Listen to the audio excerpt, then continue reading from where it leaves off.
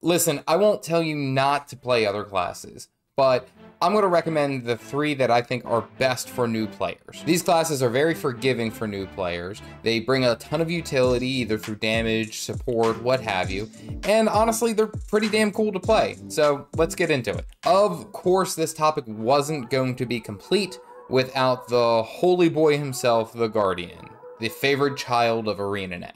So, the Guardian is an absolute juggernaut in just about every single game mode. There is literally a build or a specialization that, even when played at mediocre levels, can perform phenomenally. The reason that the Guardian is so effective and is so strong is because it's supported by the devs. I'm just kidding, Maybe. No, Guardians have access to crucial buffs in PvE content, as well as supplying decent damage and fantastic healing. Specifically, their Firebrand, elite specialization for Path of Fire, not only provides quickness and a number of other really critical buffs, but the condition damage is really high. They have access to great healing, and is just overall very strong. Not to mention that the core abilities can also apply those critical buffs to allies. Even in PvP, core Guardian support is still one of the best supports in the game. Absolutely.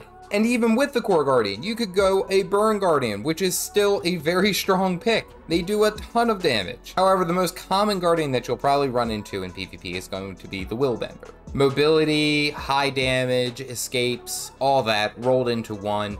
It makes it a decent pick in PvP, if not one of the better ones. In open world, Guardians have an easy time because of the amount of defensives that they bring, as well as healing and just overall strong damage. They're a very well-rounded profession, with, what might I add, an easy learning curve. It doesn't take a whole lot for you to understand how to play, when to pop your defenses, and when to go all in. Overall, a fantastic pick if you are a new player or you want to get those paladin holy boy vibes. 10 for 10 would recommend. Next, I would pick the necromancer. Another classic example of a profession that's easy to pick up but has a medium or so skill ceiling. The necromancer has a high HP pool, tons of control, and good condition damage all around makes it a decent pick for new players. Not to mention that you have minions that are able to support you while your conditions whittle down the enemy's HP. In PvE, necromancers have a number of possible roles that they can play.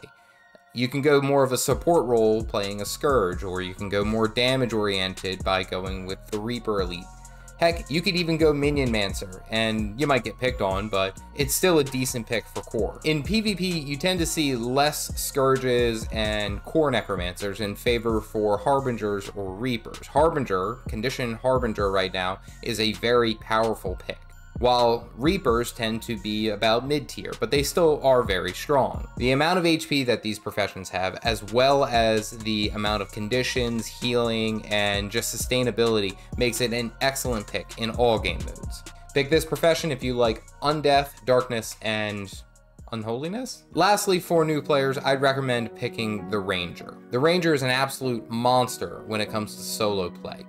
Their high HP pool, being able to summon a pet to help distract enemies, and just overall their tankiness makes them a solid pick. While maybe not as popular as other professions, it is incredibly forgiving for new players to pick up the Ranger and play. One of the few professions that can actually utilize a longbow. Rangers are able to isolate and eliminate enemies at a long range before they have a chance to retaliate. Many successful Ranger builds tend to focus on their elite specialization, the Soul Beast.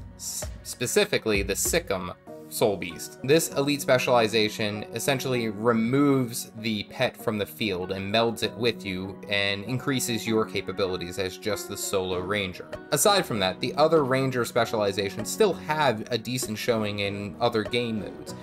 For instance, the druid is pretty favorable in PvE and some instances PvP. The new Untamed for the End of Dragon's elite specialization for the Ranger is still very strong, and right now it's actually starting to rise in popularity. It's a pretty decent pick.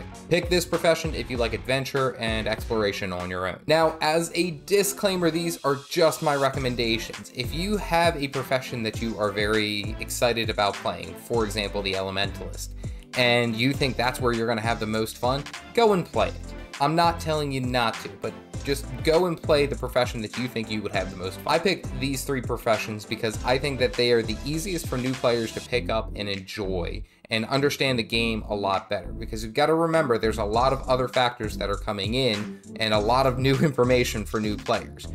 Best not to overwhelm. And I will just say this, the profession that you play is the lens in which you view the game. If you pick a profession that you don't think you're going to enjoy, you're probably not going to enjoy the game as much. Pick the profession that makes you happy. These are just a recommendation. Are you still unsure of what you can do in Guild Wars 2? Here is literally everything you can do in this game in under 5 minutes. Stay caffeinated, folks.